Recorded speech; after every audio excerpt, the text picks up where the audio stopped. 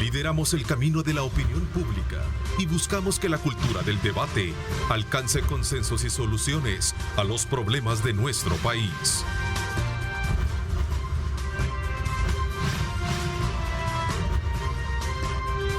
Diálogo con Ernesto López.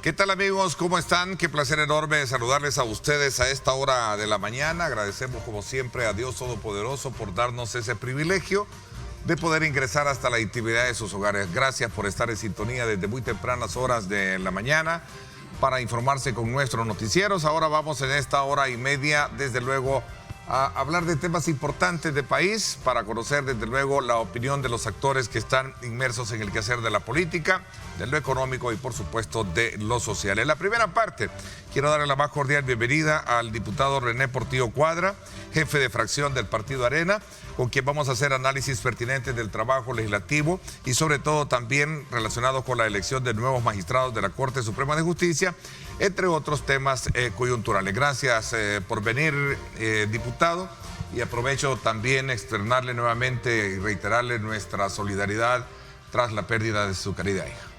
Muchas gracias, Ernesto. Buenos días al Grupo Megavisión, buenos días al pueblo salvadoreño. Muchísimas gracias por tu solidaridad, agradecidos en nombre de mi familia y el mío. Estamos para acompañarte en este programa precisamente para hablar algunos de los temas que tú ya apuntabas que son de relevancia. Bueno, en efecto, uno de los propósitos es conocer precisamente la opinión que tiene la fracción con relación a ese proceso de elección que se llevó a cabo el pasado martes o miércoles ya a tempranas horas de la madrugada. Lo cierto es que también tenemos ya como resultado las diferentes acciones y reacciones que ha generado la visita de la Comisión de Alto Nivel del gobierno estadounidense, que tuvo el día de ayer varias reuniones con diversos sectores, incluyendo con el presidente de la República, donde se amplió de manera muy abierta una conversación, según lo titulariza o lo postea la Embajada Americana, sobre la importancia de la relación bilateral. Además, se resaltó el manejo exitoso de la pandemia, entre otros temas que tienen que ver con la democracia, la seguridad jurídica y, por supuesto, también el combate de la corrupción. Pero también, hace exactamente una hora, el presidente de la República anuncia, óiganse bien, anuncia un incremento del 20% para el salario mínimo como solicitud que va a presentar al Consejo del Salario Mínimo para que se haga efectivo a partir del mes de agosto.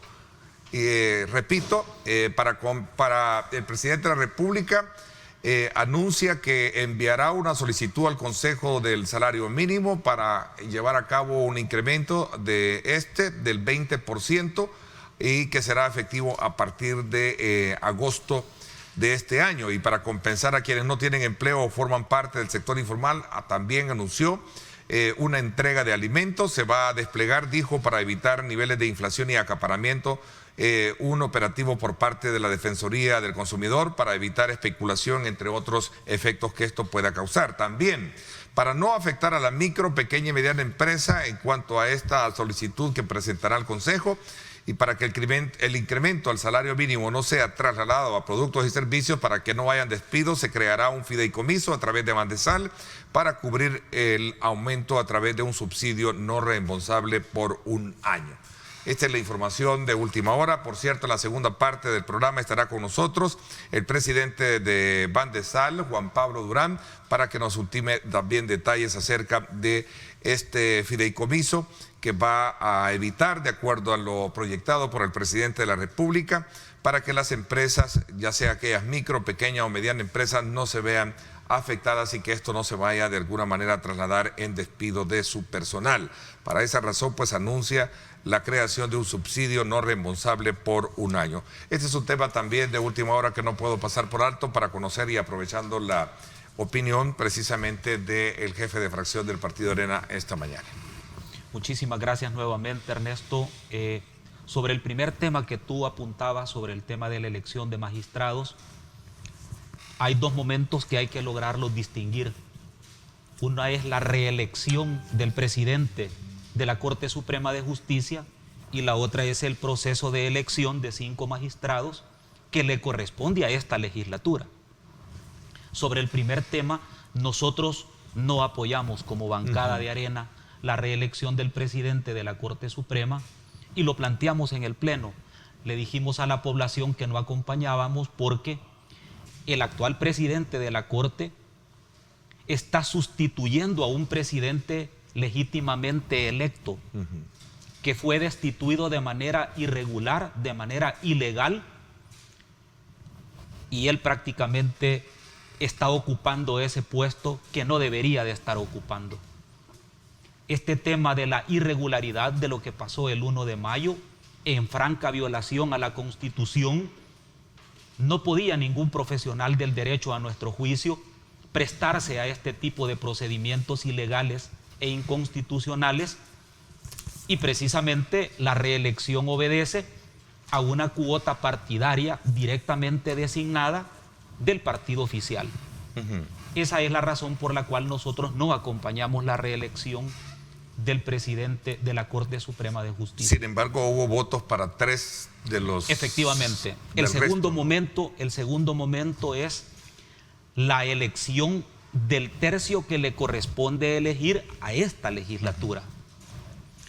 Nosotros analizamos los 30 nombres de los candidatos, hicimos un baremo que nos permitió analizar fundamentalmente 3 cosas.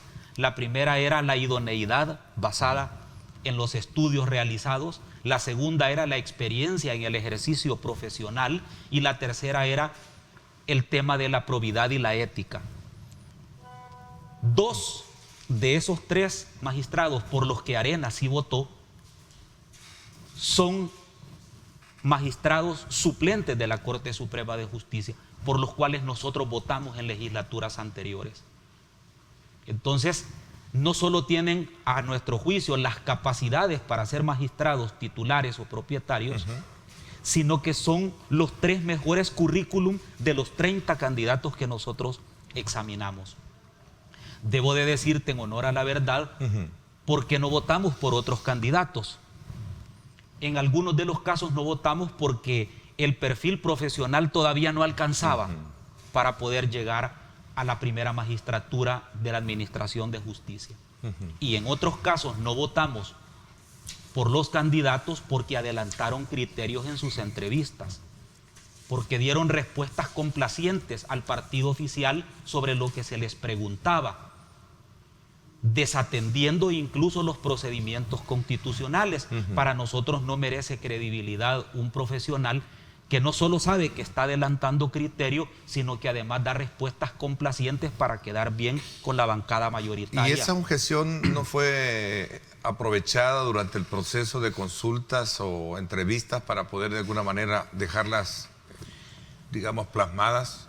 Era bien difícil que en una entrevista de 18 o 20 minutos se pudiera auscultar la idoneidad de un candidato. Sí. Sobre todo cuando se elaboraron preguntas no solo repetitivas, sino que algunas de las preguntas, perdón por la expresión, pero no encuentro otra, preguntas ridículas, como por ejemplo las que reiteradamente hacía uno de los diputados del partido oficial, que le preguntaba a los candidatos: ¿y usted sabe cuántos sindicatos hay en el órgano judicial? Por Dios, hombre, si estás entrevistando a alguien para ser magistrado de la Corte Suprema y le salís con una pregunta de ese nivel, por Dios, eso da pena. Entonces, también era importante establecer el que nosotros nos basamos en cuestiones objetivas. Por ejemplo, cuando se le pregunta a un candidato: mire, ¿y usted cree que lo que pasó el 1 de mayo en la Asamblea era legal? Y algunos dijeron: sí, mire, para mí era legal. Es decir, en franca violación a lo que la Constitución dice, que no se puede separar a nadie de ningún cargo sin ser oído y vencido en juicio, sin permitirle una defensa.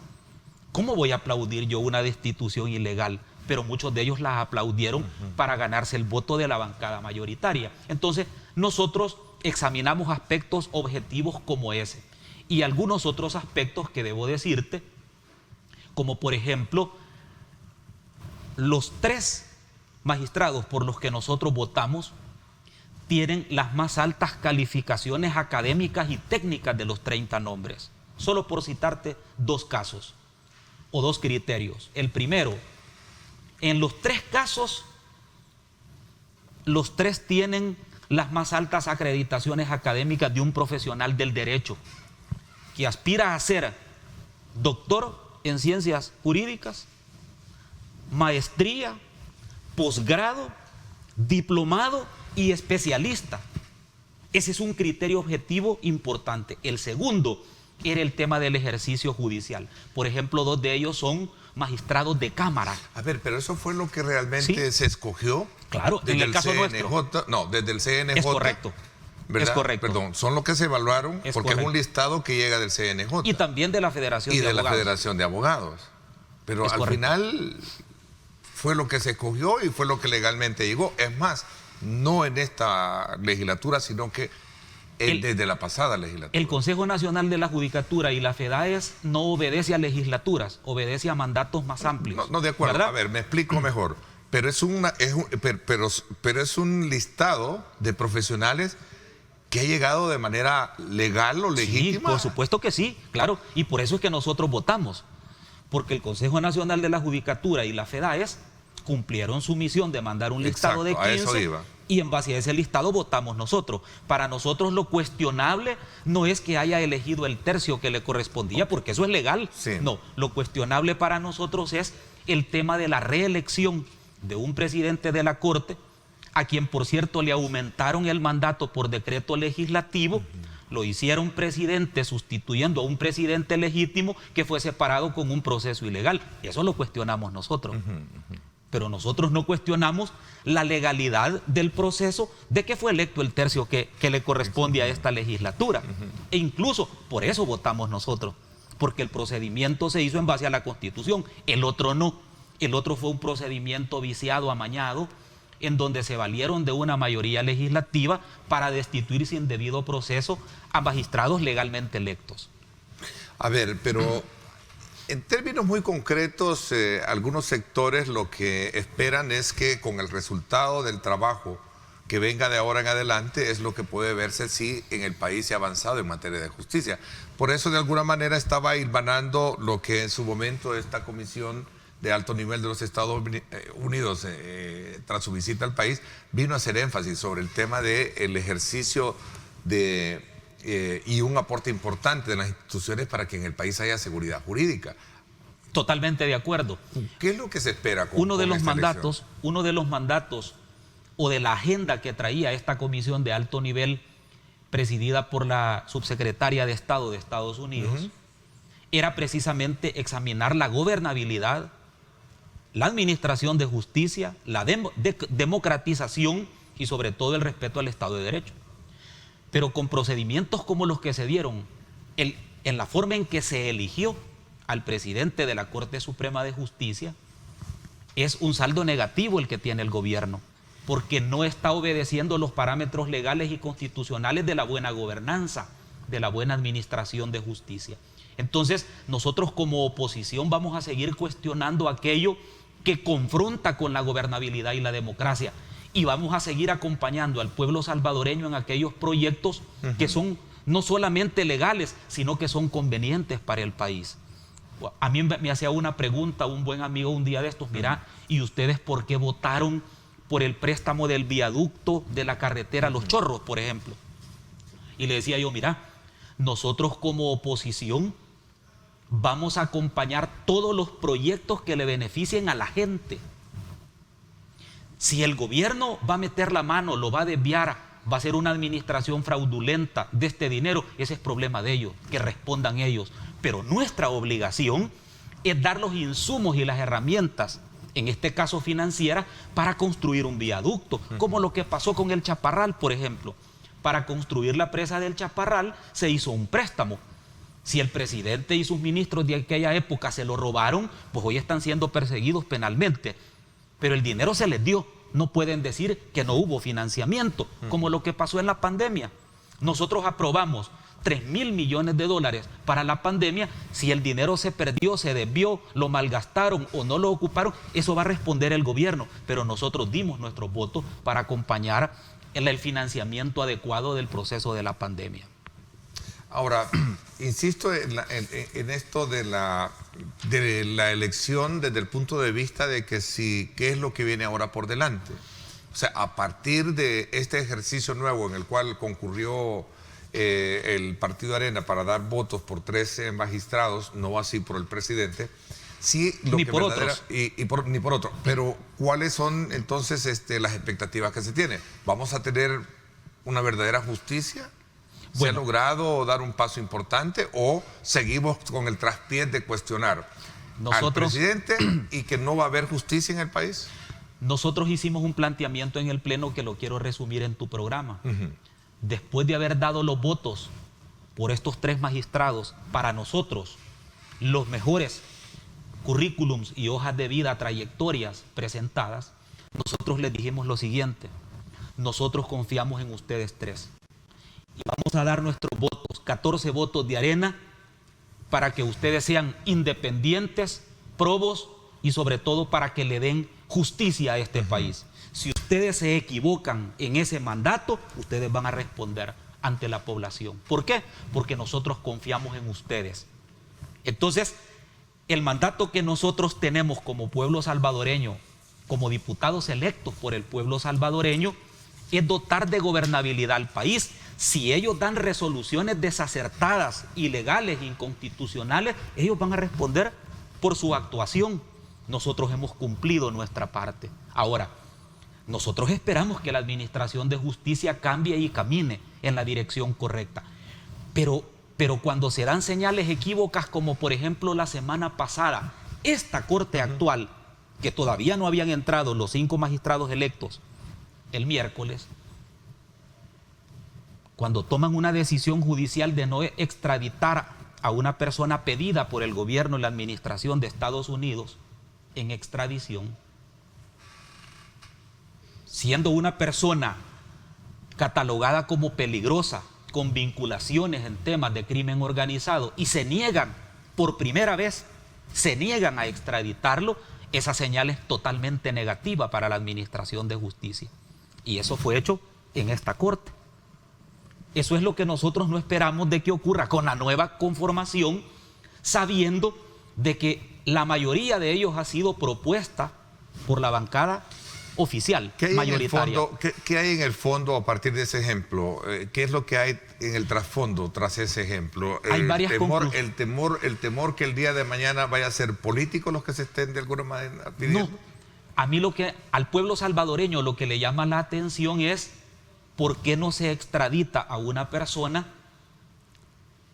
por qué sí se ha extraditado a otros en las mismas condiciones, y por qué se niega digamos, la extradición en un caso particular con un imputado que tiene una vinculación directa con el tema de crimen organizado que está golpeando al país. Esa es la pregunta que nosotros como ciudadanos nos hacemos. ¿Qué hay detrás de eso? No lo conocemos, pero el fenómeno que ocurrió sí nos llama la atención, y también le llama la atención al gobierno de Estados Unidos. Entonces, eso es lo que no esperamos que ocurra. Nosotros esperamos una administración de justicia basada en la legalidad y en el debido proceso. Tampoco somos ignorantes de ver el contexto de lo que está pasando. 5 magistrados que fueron puestos el 1 de mayo, cuando se le dio el golpe de Estado a la Sala de lo Constitucional Legal. 5 magistrados. Y ahora se eligen otros 5, quiere decir que entonces mayoritariamente son 10 de 15 magistrados electos por la nueva Corte. Electos algunos de manera ilegal por el partido oficial. Entonces ahora este gobierno ya no tiene excusa para echarle la culpa a la Corte Suprema de Justicia de la mala administración cuando han sido electos por ellos. Como tampoco, por ejemplo, pueden seguirle echando la culpa a gobiernos anteriores del aumento en la canasta básica, del aumento, por ejemplo, del costo de la vida. No, si los que están gobernando son ellos. Ahora tienen un control sobre el órgano judicial, sobre la Asamblea Legislativa y sobre el órgano ejecutivo. Tienen el poder total, no tienen excusa para poder decir algo falló por la oposición. No, nosotros no tenemos los votos para poder incidir en contra del gobierno. Ahora tienen el poder total. Ahora ya no se quejen, empiecen a trabajar, porque ya llevan 2 años y el desempleo sigue peor. Los desaparecidos continúan, los homicidios continúan, el alto costo de la vida continúa, el encarecimiento de la canasta básica continúa. Ya no hay excusa para poder hacer o decir lo contrario. La subsecretaria de Estado de Asuntos Políticos, Victoria Nuland, dice: el combate a la corrupción es una de las prioridades de la administración Biden, no solo en Estados Unidos, sino globalmente. Él, refiriéndose, cree que la corrupción es un asesino de la democracia. Esto fue un punto de honor que también se trató en esta reunión que se tuvo con el presidente Bukele.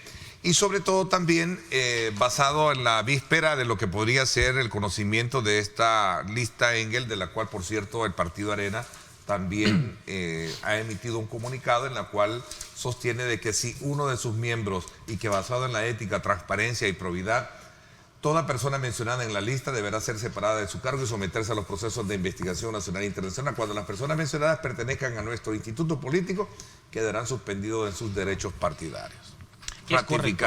Es correcto.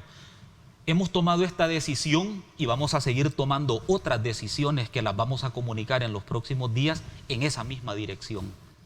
Nos interesa como partido seguir trabajando en contra de la corrupción, promoviendo la transparencia y la ética en el ejercicio gubernamental. Y esa es la línea de trabajo del partido y de la fracción.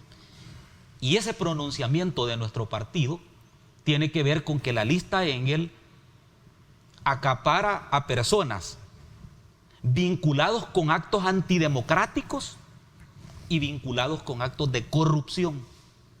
Por lo tanto, a esta lista le antecede toda una investigación. No es que el Departamento de Estado se lo saca de la manga de la camisa y dice: mire, voy a colocar a estos porque me caen mal. No, sino porque hay una investigación de actos que lo lleva a esa consecuencia. El gobierno y los demás partidos políticos deberían de pronunciarse en esa misma dirección, pero no solo eso, porque lo que viene después de este comunicado es la propuesta. En los próximos días vamos a proponer una serie de medidas que tienen que ver también con el procesamiento, investigación y juzgamiento de quienes aparezcan en esa lista. Aún siendo del partido, porque dejan entrever que si una persona del partido... No dejamos entrever, lo decimos con claridad. Claro.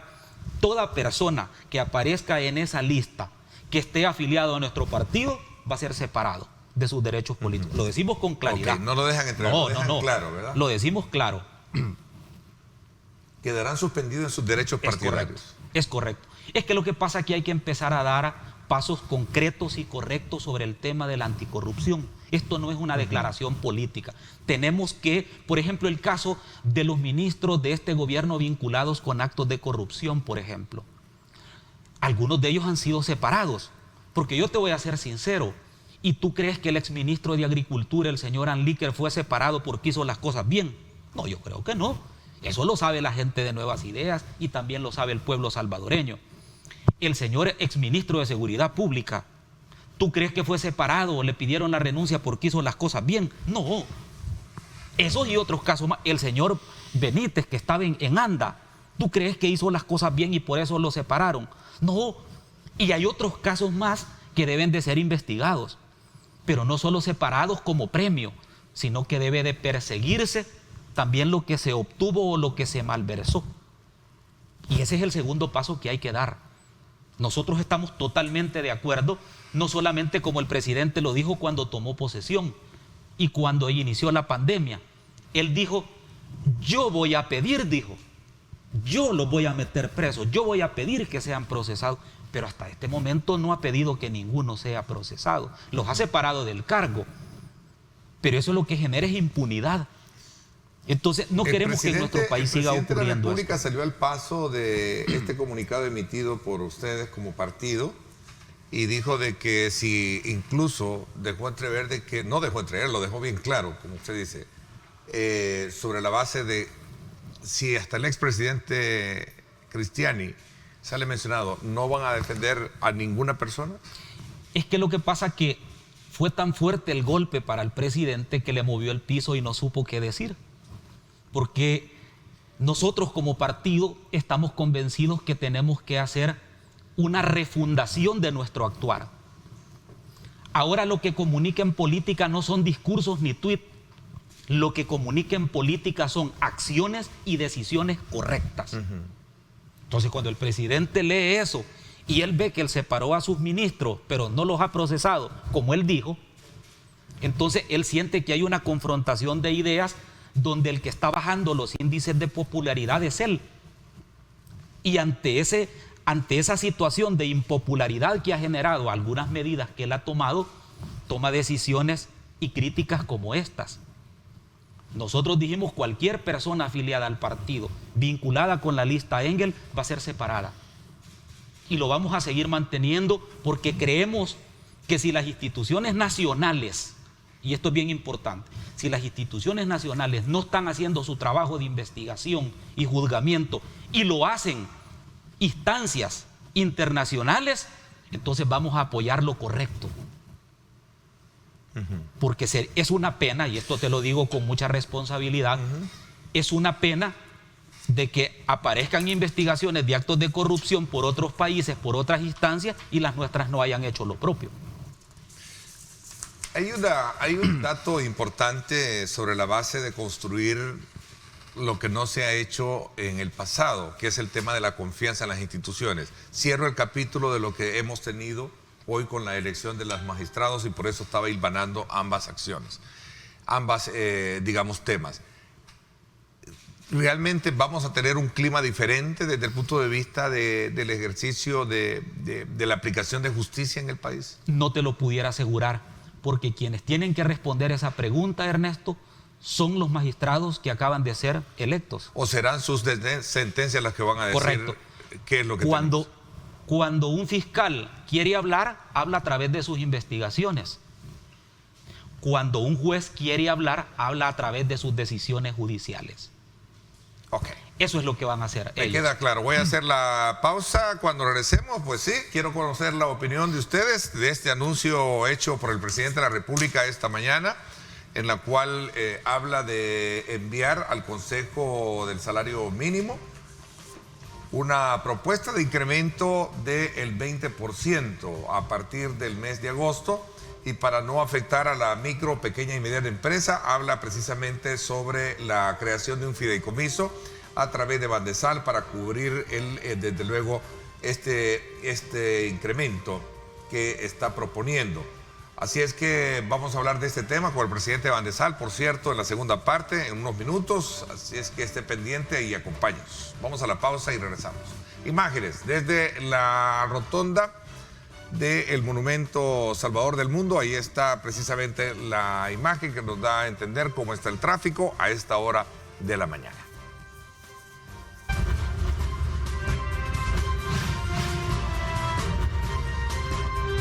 Diálogo con Ernesto López. Estás viendo Diálogo con Ernesto López.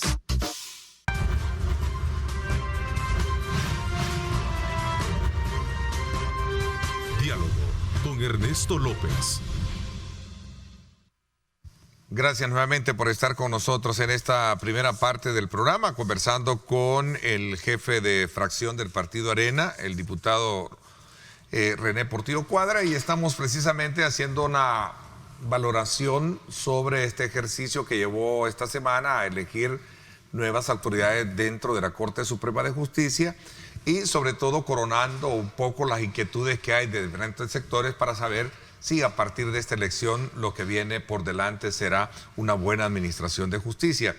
Y ese es un dato relevante que se da en el contexto y la preocupación de esta comisión de alto nivel que ha llegado al país, donde ha buscado precisamente los espacios para conocer la opinión de los diferentes sectores políticos, sociedad civil, sector privado y el gobierno mismo, y comprender mejor lo que ha pasado precisamente con relación a lo que son estos temas que tienen que ver con la seguridad jurídica. Quizás un poco para llegar y sacar de digamos, bajo ese hilo de conducción de los temas que tenemos, conocer de manera muy clara si verdaderamente este papel o esta presencia de esta comisionada de alto nivel del gobierno Biden realmente ha venido y qué es lo que se va a esperar lograr con esta reunión cambiar en el país. Esa es una pregunta que todo el mundo se la está haciendo. Definitivamente Estados Unidos es no solo, como lo hemos dicho miles de veces, nuestro socio comercial más importante, sino es el territorio donde viven casi 3 millones de salvadoreños que envían 6.000 millones de dólares en concepto de remesas al año. Pero además de eso, Estados Unidos ha sido nuestro hermano, el que nos ha tendido la mano en aquellos momentos difíciles que como país hemos pasado durante una guerra, durante desastres naturales y otras situaciones. La cooperación no reembolsable, las donaciones que Estados Unidos le daba al país han minimizado, precisamente por el impacto hacia la inestabilidad política que se han generado en los últimos 2 años. Hay que ser sincero en este tema. La lista Engel trae sanciones. Y eso lo han dicho autoridades norteamericanas, senadores y legisladores. Han dicho que no solo van a retirar las visas de los corruptos que ahí salgan, sino que también van a haber sanciones de carácter económico. Pudieran eventualmente perseguir los capitales producto del narcotráfico, de la corrupción o del crimen organizado. Nosotros como país debemos de dar señales de hacer lo correcto. Si nosotros como país no le damos gobernabilidad, no respetamos el Estado de Derecho, lo más probable es que quienes puedan sufrir también sean nuestros hermanos, porque no se les pueda renovar el TPS, porque puede haber una disminución en las remesas, es decir, puede haber un impacto negativo para los salvadoreños. Y ahí es donde yo creo que el señor presidente de la República y el gabinete actual tiene una gran responsabilidad para poder conducir el país y el Estado de Derecho por la vía correcta, porque las señales que se han estado dando hasta este momento son negativas.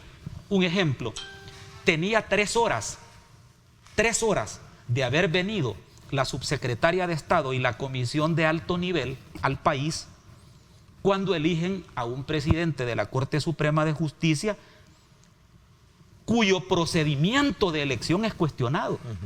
Imagínate cuál es la primera impresión que se lleva la comisión de alto nivel, que a 3 horas de haber arribado a El Salvador se elige a un miembro de la Corte en estas condiciones. Nosotros no cuestionamos el tercio que se eligió porque le corresponde legalmente a esta legislatura. Nosotros cuestionamos el procedimiento. Que ya lo hablamos, obviamente. Que ya lo hablamos. Entonces, este tipo de señales son negativas y por eso es que considero que el máximo responsable de la conducción política y de la gobernabilidad del país es el presidente de la República. ¿Cuál es el estatus de trabajo que tienen ahora ustedes como partido de oposición frente a este escenario en la Asamblea Legislativa? Excelente pregunta. Yo creo que ahí debimos haber iniciado.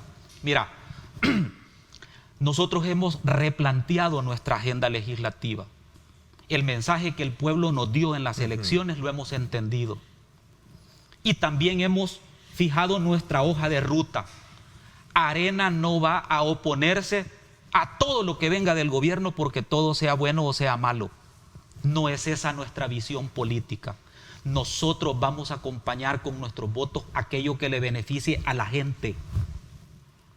Porque ser oposición no es oponerse a todo lo que el gobierno diga. Ser oposición es representar los intereses de aquellos que no se sienten representados con la mayoría. Ser oposición significa tener capacidad propositiva para resolver los problemas de la gente, como la canasta básica, como la ley del Bitcoin, que hemos pedido que se derogue, porque el 93% de la población no quiere esa criptomoneda, no quiere que le paguen su salario, su pensión con esa criptomoneda. Ahí estamos representando los intereses de la gente. Incluso Arena apoya la investigación de fondos legislativos que, de acuerdo a algunos juristas y a la mayoría juristas, ha sido ilegal lo que ha venido haciendo. Por supuesto que apoyamos cualquier investigación en donde se respete el debido proceso legal. Venga de donde venga. Si en algo estamos claros nosotros, es en eso. Precisamente porque se deben de investigar este tipo de temas. Por cierto, te quiero hacer un recordatorio. Hace 4 años yo presenté aquí en tu programa, lo hice en primicia en tu programa, presenté un proyecto de ley para poder otorgar de manera legal dinero a organizaciones no gubernamentales, que tuviera 4 criterios, y me acuerdo de ellos, te los digo rápido. 1, que esos fondos fueran auditados por la Corte de Cuentas. 2, de que esos dineros fueran concursables, es decir, que hubiese un concurso público para acceder. 3, que hubiese un finiquito de liquidación de este dinero. Y 4, de que se les diera únicamente a ONGs que trabajaran con temas de educación, salud, seguridad y empleabilidad. Sabes que ese proyecto de ley lo engavetaron y no tuve los votos para hacerlo. Y lo presenté aquí en tu programa por primera vez, ese proyecto de ley. Por eso sentimos la solvencia moral y ética de venir a decir, investiguen. Lo que lamentamos es que no hayan tomado en cuenta en esa comisión de investigación a todos los partidos, a todos, sino que la hicieron una comisioncita como entre ellos mismos. Lástima. Pero el fondo de la investigación es totalmente correcta y debe de continuar esta investigación de manera objetiva. ¿Cuáles son los espacios de diálogo, negociación que han tenido? O digo negociación desde el punto de vista de conocimiento de iniciativas y otros aspectos dentro de este marco de nueva legislatura que tenemos. Mira, debo de ser sincero en este tema, en honor a la transparencia. Hemos tenido algunos tropiezos, que yo les llamo tropiezos menores, porque la gente no espera que hablemos de esto, pero lo vamos a decir. Hay veces no nos dan los dictámenes, la agenda la conocemos 20 minutos antes de las comisiones o 20 minutos antes del pleno. No hemos tenido, digamos, tal vez los espacios para poder funcionar como fracción, pero también han habido cosas positivas. También han habido cosas positivas que hay que destacar. Si bien es cierto, no hemos tenido un diálogo con el presidente de la Corte, de la Asamblea, tampoco hemos tenido confrontaciones. No hay reuniones, porque debo de reconocer de que existe un liderazgo del presidente de la Asamblea. Es una persona con la cual se puede dialogar, una persona con la cual uno puede, digamos, conversar sobre cualquier tema, y hay que reconocerlo transparentemente como lo es. De tal manera que creo que los tropiezos administrativos que hemos tenido los podemos superar, pero no es el punto central el tema. El tema de fondo es que esas decisiones legislativas sean transparentes y le beneficien a la gente. Ese es el verdadero interés nuestro, y los 14 diputados de Arena estamos sobre esa base. Es más, dijimos desde el principio, si no tenemos oficinas, si nos asignan al edificio que está dañado, desde ahí vamos a funcionar, no importa, pero desde ahí vamos a desarrollar nuestra verdadera oposición. Ok, en honor al tiempo, porque ya se nos está terminando la primera parte, sé que es demasiado prematuro, pero quisiera conocer la reacción con relación a este anuncio del presidente de la República hecho esta madrugada, en la que va a enviar precisamente al Consejo del Salario Mínimo un incremento, una propuesta para incrementarlo en un 20%, para beneficiar a la población trabajadora y, por supuesto, también protegiendo a las empresas a través de la creación de un fideicomiso a través de Bandesal. Bueno, quizás es buena noticia, porque el pueblo salvadoreño, el pueblo trabajador, está en este momento sufriendo un embate a su economía familiar fuerte. La gente en este momento, tú que me estás viendo, te estás preguntando si el dinero que tenés te va a alcanzar para mañana. Estás pensando en ir a dejar un currículum a una empresa porque no tienes empleo. Estás pensando si tu familia que salió ahora temprano a trabajar va a regresar con vida. En ese sentido, cualquier medida que venga a paliar la situación económica grave de la familia salvadoreña, hay que acompañarla. Pero también hay que ser sincero en lo siguiente. ¿Por qué el presidente hace este anuncio ahora? Lo hace por el alto incremento de la canasta básica, donde la Defensoría del Consumidor no ha tenido ningún tipo de intervención ni ningún protagonismo. Lo hace porque el alto costo de los combustibles está subiendo todavía más ese costo de la vida. Lo hace porque la ley del Bitcoin, totalmente antipopular y anticonveniente a los intereses del pueblo salvadoreño, le ha restado popularidad. El 93% de la gente no está de acuerdo con la ley del Bitcoin. Lo hace en un momento en el que los desaparecidos y las investigaciones sobre homicidios han aumentado, y en donde hay un grave deterioro de la economía familiar. Hay cosas que hay que preguntarse. Por ejemplo, si se aumenta el salario mínimo, cualquiera sea el porcentaje, ¿a cuántos de la población económicamente activa va a beneficiar? Porque si el salario, voy a poner un ejemplo hipotético, si el salario mínimo fuese $320 y esos $320 lo ganan, por ejemplo, 260,000 personas de la población económicamente activa, el aumento va a beneficiar a esas 260,000 personas, pero ¿y al resto de trabajadores qué? Pues no se les va a aumentar nada. Cada vez de que se aumente el salario mínimo, aumenta la canasta básica. Y los que no recibieron ese aumento porque ganan $1 más del salario mínimo, esos terminan pagando el incremento de la canasta básica por los 260,000 que recibieron el incremento. Eso lo tienen que medir. En síntesis. Claro, en síntesis. Y la otra cosa es... En síntesis de lo que, por cuestiones de tiempo, ¿cuál es entonces... es una buena noticia desde el punto de vista de que puede paliar parte del problema? Parte del problema, lo cual es una buena noticia, pero no significa que necesariamente sea lo único que haya que hacer. Por ejemplo, y te voy a poner un ejemplo en honor al tiempo. Nosotros vamos a presentar una propuesta para poder dosificar y disminuir el impacto del alto costo de los combustibles. El tema de Fovial.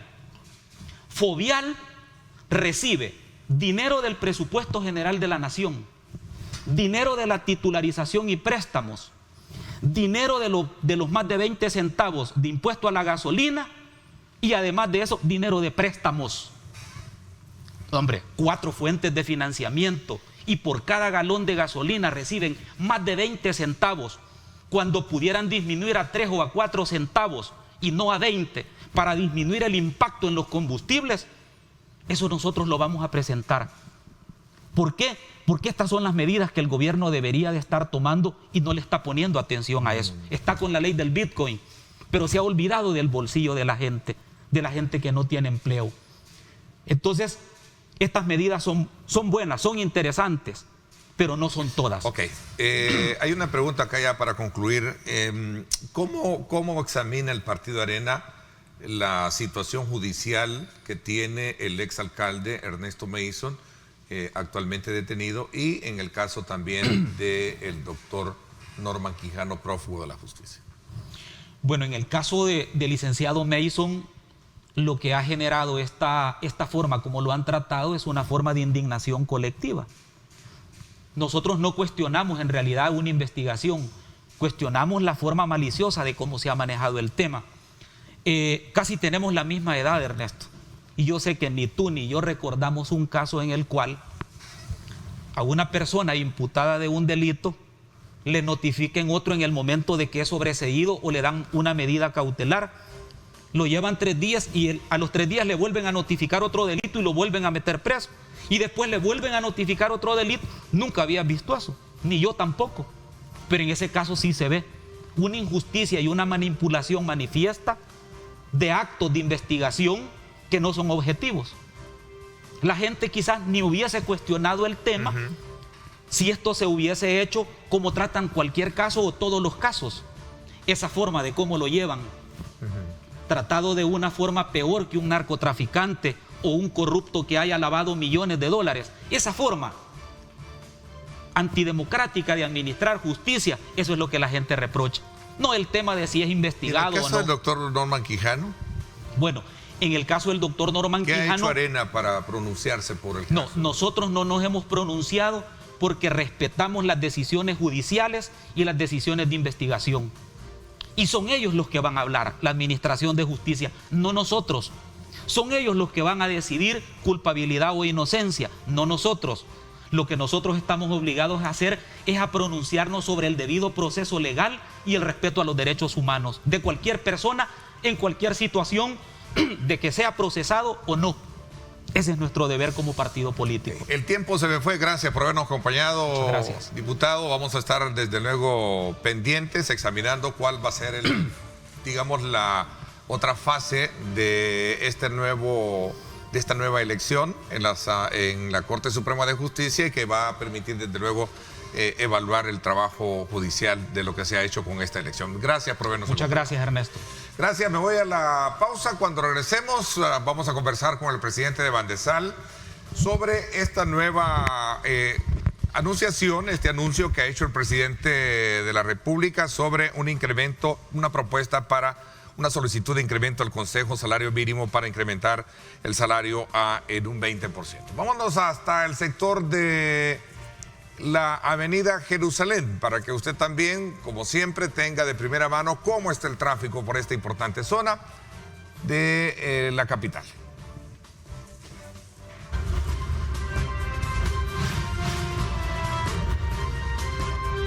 Diálogo con Ernesto López. Estás viendo Diálogo con Ernesto López.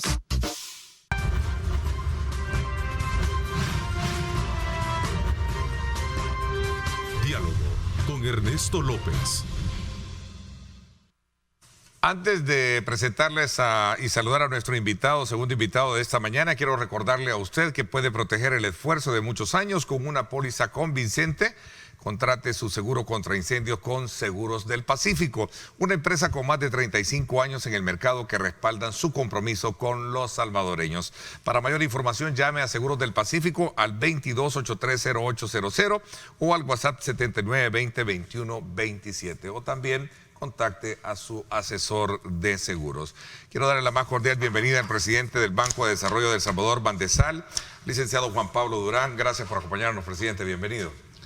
Ernesto, qué gusto saludarte, un saludo al pueblo salvadoreño, creo que es un día de buenas noticias que con mucho gusto vamos a compartir. Así es, en efecto, esta mañana el presidente de la República anuncia el envío de una solicitud al Consejo del Salario Mínimo para un incremento del 20%, pero lo primero que hay varios, digamos, interpretaciones en esto.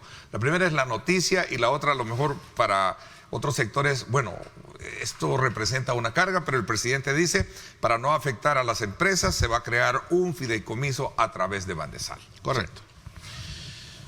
Yo creo que el país se tiene que ir acostumbrando a un liderazgo tan fuerte, tan sólido y tan emblemático como el que tenemos, con una mirada 360 de la economía, de lo social y de lo político.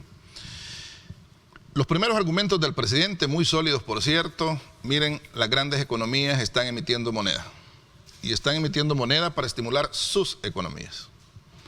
Obviamente, al emitir más moneda sin tener producción, sin tener generación de riqueza real, esto genera un efecto alrededor del mundo de inflación, no solo en sus propias economías, sino alrededor del mundo.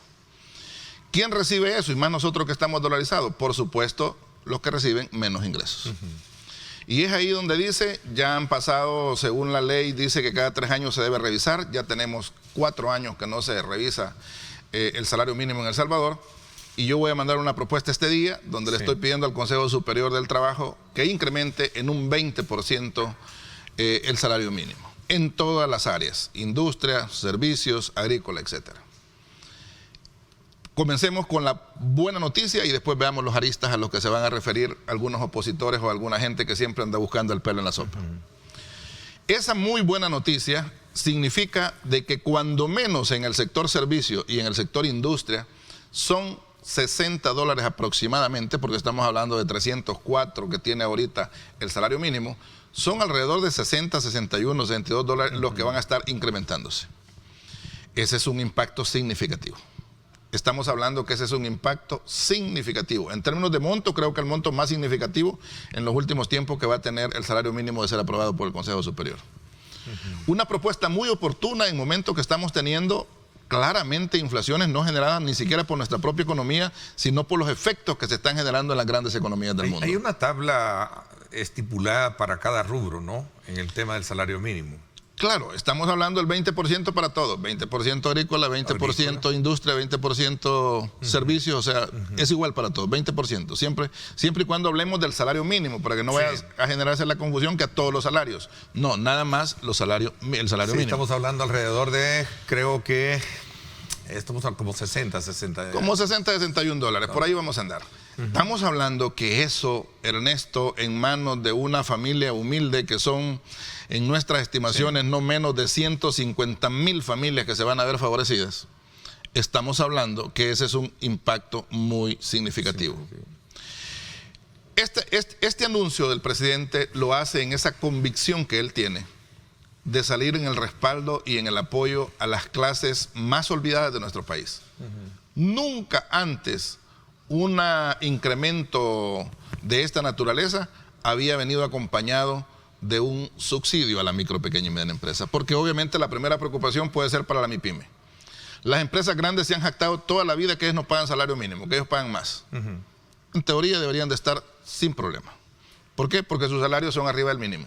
Entonces no les va a afectar en nada. Por eso decía yo al inicio, pero la micro, tiene dos aristas, para quien recibe la buena noticia y un poco la inquietud para quien paga. La micro, pequeña y mediana empresa es la que podría mostrar alguna preocupación.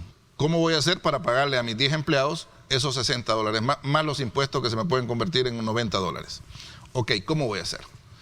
Viene el presidente que no deja una arista suelta y dice, ok, voy a tomar dos medidas más.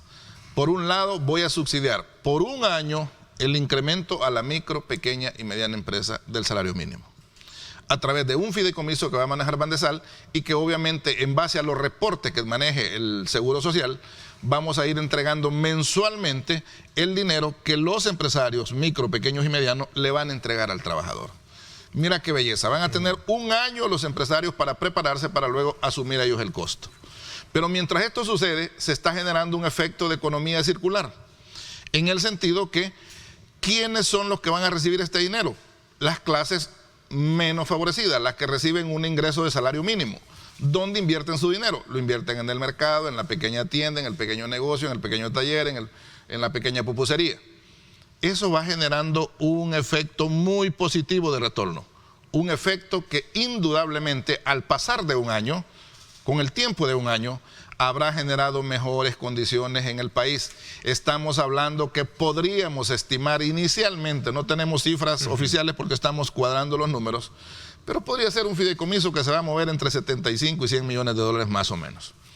Eso podría ser el costo de subsidiar durante un año este incremento al salario mínimo.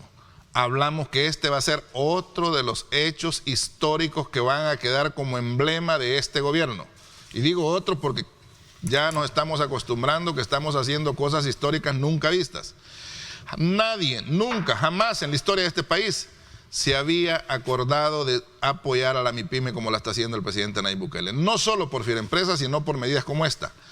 No podemos seguir esperando que la población que tiene menos ingresos pueda recibirlo. Y alguien puede decir, bueno, pero eso solo va a beneficiar de forma directamente a los que tienen salario mínimo y a los que no tienen salario mínimo.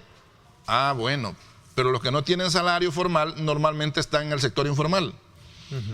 Irónicamente, ese sector informal es el que más se va a favorecer de la capacidad de consumo que vas a aumentar en los que tienen el salario mínimo. Ahora, el presidente dijo también en esa intervención que para compensar a quienes no tienen empleo o forman parte del sector informal, se iba a continuar con Viene otra plan de entrega de PES. De alimentos. Y fíjate bien, que es otra medida asertiva.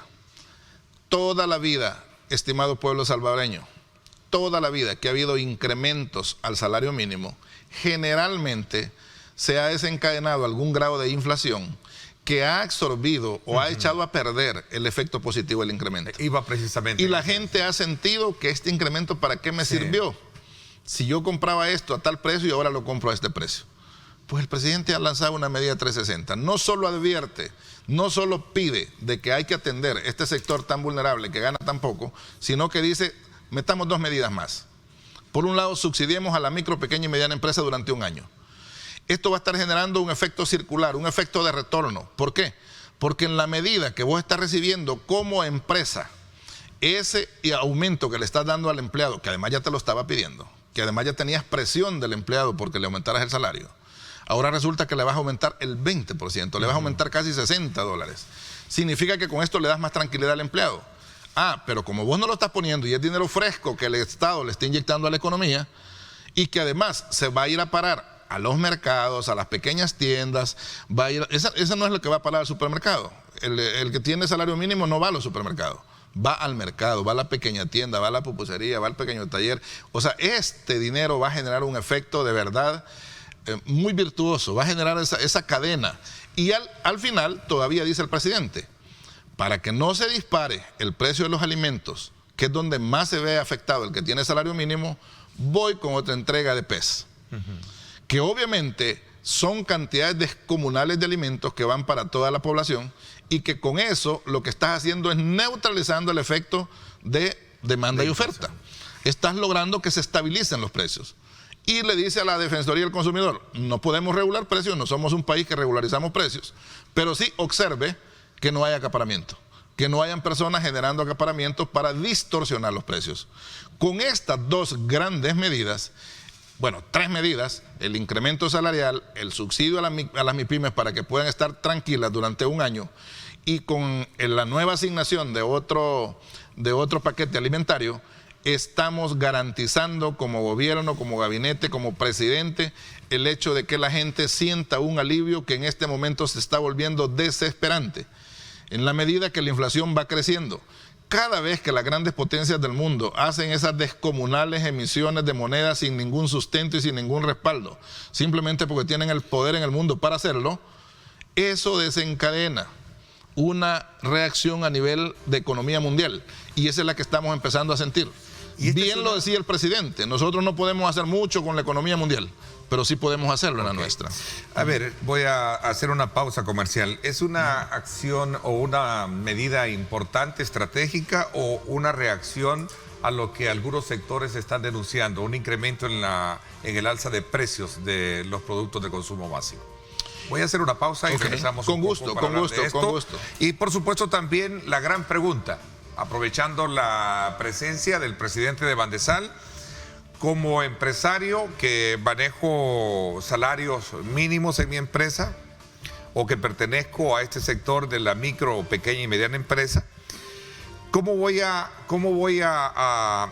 poder accesar, ¿verdad? A este mecanismo, ¿verdad? Es un préstamo, vamos a ultimar detalle de eso. Yo creo que es bien importante esta parte. 7:33 minutos, gracias por estar con nosotros.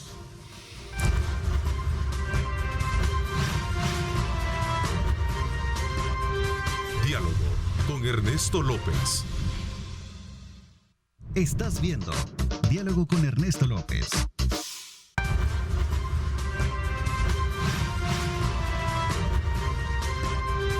Diálogo con Ernesto López. Bueno, gracias nuevamente por estar con nosotros. Seguimos en el análisis prematuro de este anuncio que ha hecho el presidente de la República esta mañana de enviar una solicitud al Consejo del Salario Mínimo para un incremento del 20%. Y hemos hablado precisamente un poco en recapitular aquellos aspectos que tienen que ver con el impacto que esto tiene, por un lado, para la buena noticia de quien recibe un salario, pero también la preocupación o la inquietud para aquellos sectores que en su momento también deben de pagar este salario. Partiendo de de ese escenario, hay una gran pregunta que también no puede dejarse esta mañana de abordar. Si esta medida es tan estratégica o es precisamente una reacción para mitigar un poco el alza de precios que han tenido un incremento de estos servicios de productos en el mercado, un incremento en el caso del combustible que dispara obviamente el precio de los productos, como lo han sostenido algunos sectores. Yo creo que el presidente aclara tu pregunta en su primer minuto del video que ha lanzado esta mañana. Él dice categóricamente, estamos soportando el impacto de la inflación, resultado de la emisión de mayor cantidad de moneda por parte de las grandes economías del mundo para dinamizar sus propias economías, pero que en efecto global desencadenan una inflación a nivel mundial.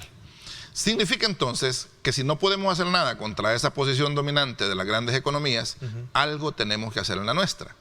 Y es ahí donde se le aplaude. Y yo me detengo porque creo que es bueno que el salvadoreño comprenda la gran diferencia entre nuestro actual presidente y los que hemos tenido antes. El presidente pudo haber salido proponiendo un 5%, un 7%, un 10%, pero eso hubiera sido absolutamente insuficiente, como siempre lo ha sido cuando lo han hecho. hubiera sido absolutamente insuficiente. La gente no hubiera sentido que le estás dando el vasito de agua en el desierto. Bueno, el valor de la canasta básica como tal no anda alrededor de los 700, si no me equivoco. Bueno, depende de la nuestra, la tuya, la mía a lo mejor, pero la de la gente más humilde, como se va al mercado, como se va a comprar los precios mucho más baratos que nosotros, a lo mejor sea menos de eso. Pero lo que está claro y lo admirable que quiero yo rescatar es la sabia decisión de de proponerle al Consejo Superior del Trabajo que incrementen un 20%. Un 20% sí ya es significativo. Todo el mundo lo entiende que es significativo. Y no se queda ahí el presidente, sino que dice, bueno, yo entiendo que esto va a generar una tremenda preocupación en la micro, pequeña y mediana empresa, en el que tiene 2, 5, 10, 15, 20, hasta 100 empleados, que es la cobertura que vamos a dar. Entonces dice, salgo a auxiliarlos con un fideicomiso especializado para un subsidio durante un año. No dijo 2 meses, no dijo 3, no dijo 6, dijo un año. Un año es lo suficiente para que vos te prepares para luego absorber ese costo. Y además, esa economía te va a generar un efecto circular, un efecto de retorno. ¿Por qué? Porque como es dinero fresco que va a estar entrando con más poder adquisitivo, con más capacidad de compra, con más capacidad de consumo, eso beneficia hasta el que cree que no se va a ver beneficiado. Esta medida que está tomando el presidente no solo va a beneficiar a los que reciban de forma directa el incremento, sino también de forma indirecta a todo el sector informal, que va a haber a más personas con capacidad de compra y que al fin y al cabo en esa transferencia de bienes y servicios se van a ver favorecidos con un incremento en las ventas. Entonces, como para responderte tu primera pregunta, yo creo que el presidente ha sido categórico. Está claro que está saliendo en auxilio de esos sectores que desesperadamente están viendo un incremento al combustible y obviamente eso te desencadena un incremento de precios de la canasta básica. Y no hay cosa que yo haya notado que le impacta más al presidente que cuando nota que la gente está quedándose con problemas para tener su alimento. Esa es de las cosas por las que se desvive y por las que quizás más lo admiramos, porque siempre está midiendo ese segmento tan desprotegido que ha estado eternamente y que en este gobierno está recibiendo mucho respaldo. Ahora, ¿cómo voy a recibir, cómo voy a poder accesar a este fideicomiso? ¿Cuál es el mecanismo? Por bendición de Dios, Bandesal ya desarrolló experiencia. Si tú ves, de forma súper exitosa, en cosa de 2 meses ejecutamos el subsidio, que era todavía más complejo porque había que subsidiar a todo mundo, de la micro, pequeña y mediana empresa en los meses de noviembre y diciembre del año pasado. Entregamos 13.503 empresas que se vieron favorecidas, más de 155.000 empleados que subsidiamos. Tenemos ya el expertise, tenemos ya todo montado en el banco. Obviamente nos vamos a preparar durante el mes de julio. El presidente ha pedido que sea a partir de agosto este incremento. Nos da exactamente lo que va a ser este mes para preparar la plataforma tecnológica y todo lo demás. ¿Cuáles van a ser los criterios? Muy sencillo, porque esto lo controla el Instituto Salvadoreño del Seguro Social. O sea, tú eres empleado formal, inevitablemente está siendo reportado al Seguro Social. Esa es nuestra base, ahí está reportado el salario, ahí está reportado el patrono, etcétera, etcétera. Como esa base ya la tenemos en nuestro poder y estamos en conexión con ellos, va a resultar extremadamente sencillo para Bandesal preparar la ejecución de este fideicomiso. Obviamente son pagos mensuales que vamos a ir haciendo, de acuerdo a lo que el empresario ha pagado, así es lo que le vamos a coberturar. Y mira que no solo le vamos a dar los muy $60, le vamos a dar el incremento en impuestos también. O sea, estamos hablando que si tus $60 se convirtieron en 80 o en 90 porque tuviste que pagar seguro social, renta, esto o cualquier otra cosa, también la va a absorber. Significa que el empresario micro, pequeño y mediano puede estar tranquilo que durante un año el gobierno le va a subsidiar ese incremento y eso obviamente le va a permitir que su empresita se mantenga saludable, fortaleciéndose para luego poder absorber estos costos. Estamos hablando casi de alrededor, creo, de unos $2.500, $3.000 de subsidio, ¿no? Por cada salario mínimo.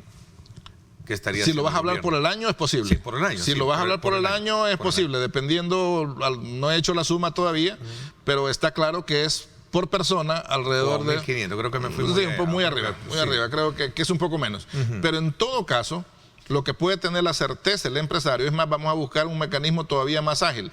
La experiencia que tuvimos en la ocasión anterior puede ser que hoy diversifiquemos un poco más los bancos que lo van a canalizar, de manera de ponerle un mecanismo sumamente sencillo, Como vamos a tener la identificación de las empresas, simplemente las vamos a validar el siguiente mes, y si hemos validado que la planilla sigue intacta, simplemente les vamos a depositar en cuenta lo que va a ser su pago extra que han hecho, y de esa manera, de forma armoniosa, cumplir con la disposición de nuestro presidente. No reembolsable por un año, como lo dijo. No reembolsable significa que no es préstamo, significa que es una ayuda directa del presidente Nayib Bukele, de este gobierno, a las micro, pequeñas y medianas empresas, para sostener este incremento al salario mínimo. Hecho histórico y único. Jamás se ha hecho así, y no sé si alrededor del mundo hay otra experiencia similar.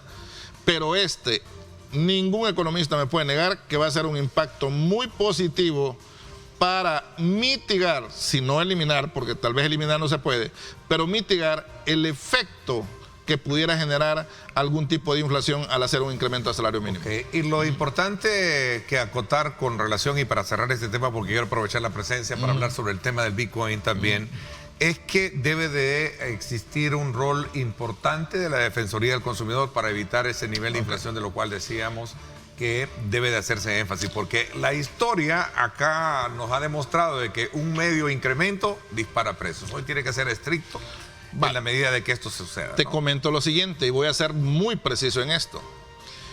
El presidente está dando instrucciones a la Defensoría del Consumidor que monitoree, que supervise y que sea duro contra acaparadores. Sí.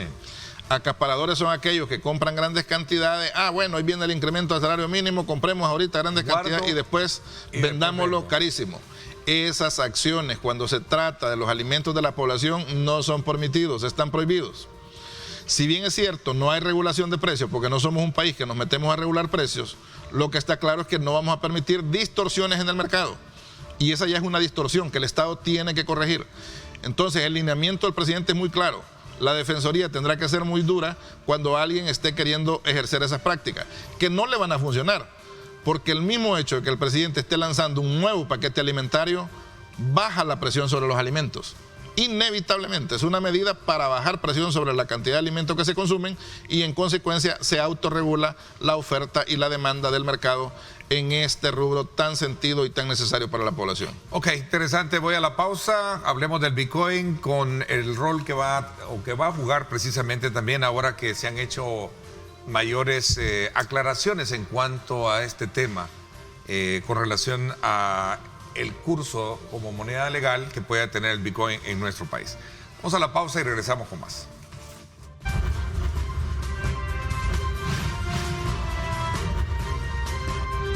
Diálogo con Ernesto López.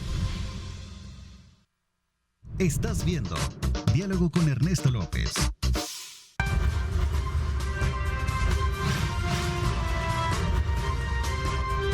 Diálogo con Ernesto López.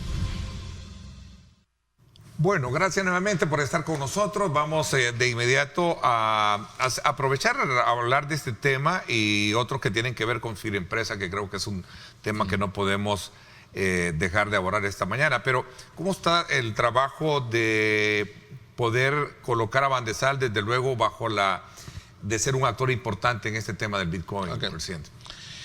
El tema del Bitcoin lo estamos trabajando en el equipo económico. De verdad, la población puede tener la plena certeza que en el momento que el presidente dé el banderillazo de salida, estaremos preparados y habrán sorpresas muy positivas. A mí me llama la atención cuando mi antecesor decía en este set, es que el 93% de la población está en contra. Sí, la población todavía no conoce los detalles de la operatividad. Yo vengo pidiéndoles tranquilidad y calma. Este gobierno no improvisa nada. Y la decisión que hace el presidente cuando hace un lanzamiento está acompañada por una serie de medidas que en su momento y en su lugar se van a ir develando, Ernesto. Yo en este momento no voy a entrar al tema, porque no es el momento de hacerlo. Pero te puedo asegurar que el equipo económico sigue preparándose para tener una salida 360, una propuesta 360 que genere la operatividad y el uso adecuado que debe tener la criptomoneda en El Salvador. eso no tiene retorno, lo estamos trabajando, el presidente sabrá en qué momento hace el anuncio oficial de cómo lo vamos a operativizar, y una vez él lo haya hecho, entonces entramos todo su equipo a contar todos los detalles de cómo lo vamos a ejecutar. Veamos un poquito el tema de la segunda fase de FIRA Empresa. Perfecto. Creo que es importante también conocer cómo está impactando y cuáles son las evaluaciones o las valoraciones que se tienen en el apoyo a estos sectores. El sector formal de nuestro país ha recibido 200 millones de FIRA Empresa. 200 millones. 62 millones en subsidio, ¿verdad?, que llegaron a 13.500 empresas, y ya van 138 millones que también han llegado vía créditos al sector formal. Con ellas hemos llegado como a 4.150 empresas formales al día de ayer. Estamos hablando entonces que de los 600, los primeros 200 ya fueron consumidos por el sector formal de nuestra economía. Imagínate la bendición de todas estas empresas que están recibiendo a diario ese financiamiento con un año de gracia, ese financiamiento a 10 años al 3%, con todas las facilidades habidas y por haber, simplemente tener buen récord y tener capacidad de pago. Son los dos grandes requisitos con los cuales estamos gestionando esto. Pero hay otro dato todavía más impactante: el sector informal. 129.5 millones de dólares ya colocados. Oye eso, 129.5 millones de dólares ya colocados al sector informal. Eso significa que estamos llegando a más de 22.500 empresas informales a nivel nacional. Viendo la maquila de datos que estamos originando, estamos llegando a los 14 departamentos. Esto es producto de las reformas que se le hicieron a FIRA Empresa, por supuesto, ¿verdad?, recientemente. A la primera parte, que se avanzó bastante, y luego a lo que es las reformas. Quiero decirte que ya prácticamente el sector informal solo quedan 15, 17 millones para terminar el programa. El de subsidio ya terminó y solo nos quedamos con el sector formal, que obviamente con la reforma se ha entusiasmado. Tenemos una larga fila de solicitudes que estamos gestionando, no solo desde Bandesal, sino a través de las instituciones financieras aliadas, donde estamos canalizando esa cantidad de créditos. Cada financiamiento que va de FIRA Empresa genera un efecto increíblemente positivo en nuestra economía. Porque como las condiciones son tan favorables, nunca vistas, un año de gracia plena, un empresario mediano que tiene 50 empleados, le pones $400,000 en sus manos, en esas condiciones los multiplica increíblemente. Genera más empleo, mejora condiciones, mejora equipos, hace esto, hace lo otro, y se empieza a generar verdaderamente un círculo virtuoso de retorno que va generando una dinamización de economía, que ese fue el concepto con el que concebimos a FIRA Empresa. Yo creo que este instrumento va avanzando muy bien. Decir que hemos hecho más de 42.500 operaciones en los 8 meses de ejecución que lleva el FIRA Empresa suena sencillo, pero demanda un enorme trabajo para estar canalizando estas diferentes líneas, estas diferentes áreas de trabajo que se nos ha encomendado, pero que nuevamente saludo y felicito al personal de Bandesal por ese compromiso, a las instituciones aliadas que nos están apoyando también en la canalización de estos recursos, y que es un chorrito prendido que está llegando ahí directamente al torrente sanguíneo de nuestra economía, que gradualmente, o sea, los resultados que va a mostrar nuestra economía a corto, a mediano plazo, Ernesto, que después no vengan a decir que fue así por obra de magia de no sé quién. No, lo estamos gestionando con conocimiento, con claridad, con categoría. Todas estas medidas económicas para paliar la reactivación económica, para lograr que se vigorice nuestra economía, han sido medidas pensadas y decididas oportunamente por nuestro gobierno. Bueno, dentro de esta proyección estratégica que ha tenido Bandesal a partir de del trabajo que ustedes están llevando a cabo, está también otro actor importante debe ser beneficiado, que es el sector agro.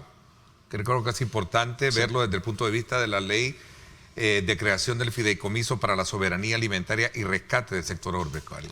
El gran plan maestro de recuperación de nuestra agricultura. He venido diciendo, y como en mi caso no puedo ocultarlo, Ernesto, yo tuve que vivir momentos complicados cuando quise hacer política hace más de una década, y si tuviste, salí de ahí maltratado, expulsado, golpeado, porque no me podía adaptar, nunca me pude adaptar a la forma en que hacía en política, me siento muy cómodo en el actual gobierno. Y muy cómodo por el alcance, por esa visión que siempre tuve. Es que las cosas se hacen bien o no se hacen. Cuando a mí me dicen, vienen 2 fideicomisos más, uno para rescatar la caficultura de verdad y uno para darle seguridad alimentaria y soberanía alimentaria al país, no puedo menos que aplaudirlo. Ya no me pongo a pensar qué tanto trabajo va a traer para Bandesal esto. Lo que me pongo a pensar es que la cifra, los datos, los montos, además lo hemos trabajado. Bandesal ha sido parte activa en el diseño junto con el Ministerio de Agricultura, Economía, la Secretaría de Comercio y todos los que nos hemos visto involucrados en esto. Hemos trabajado minuciosamente para que las cifras, datos, todo lo que estamos proyectando y planificando realmente cuadren con los resultados al final. Ya llegó la hora en que tenemos que ser tan buenos planificadores que lo que digamos que vamos a lograr sea efectivamente lo que logremos.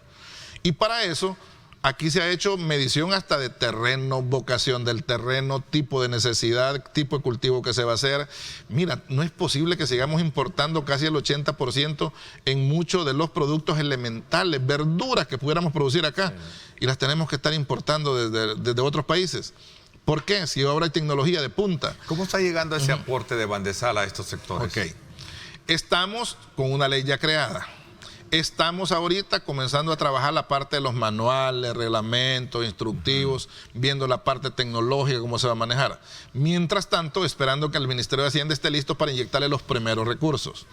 Cuando se le inyecten los primeros recursos a cada uno de los fideicomisos, ya Bandesal tiene que estar listo para comenzar a atender la demanda que gradualmente tendremos que ir resolviendo a nivel nacional, priorizando los productos que más nos interesan. Créditos flexibles. Por supuesto, vienen en condiciones, todavía no te puedo adelantar, pero los estamos trabajando de que sean mucho mejores que los que están en el mercado.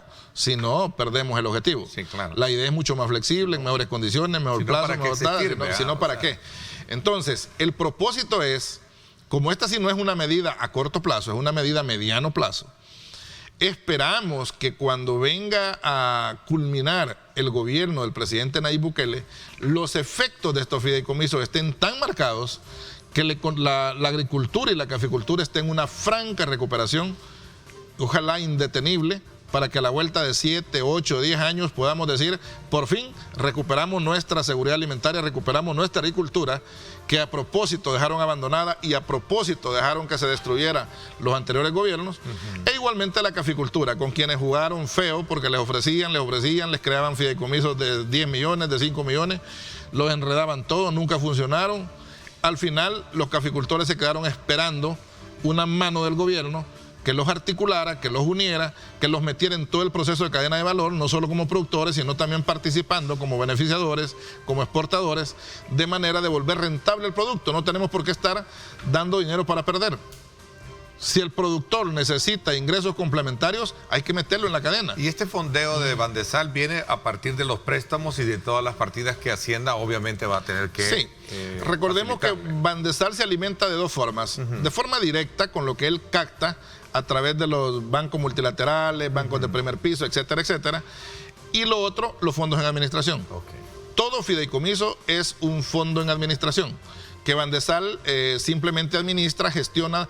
Los fideicomisos tienen el buen prestigio a nivel internacional, que son muy transparentes, porque quedan más que documentados sus flujos de inversión como de retorno.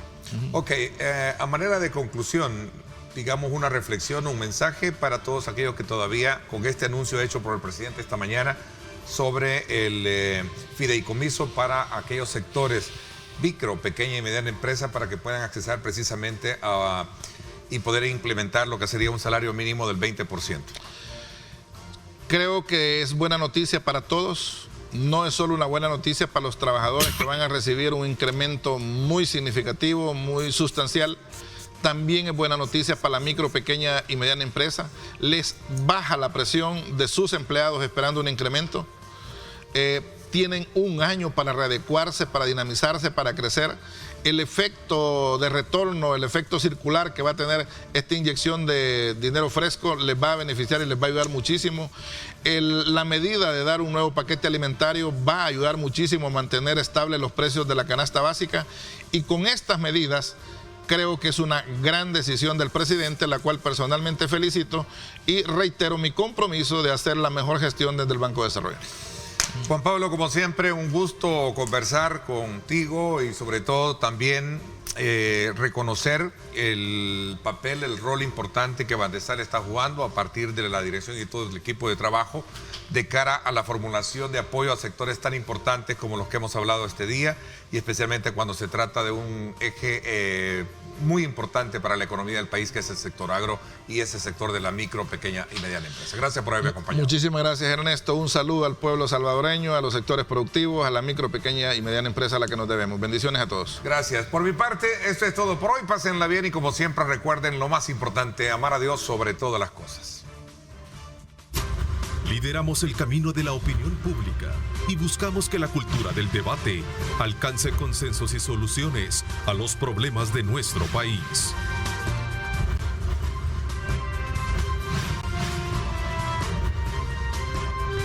Diálogo con Ernesto López.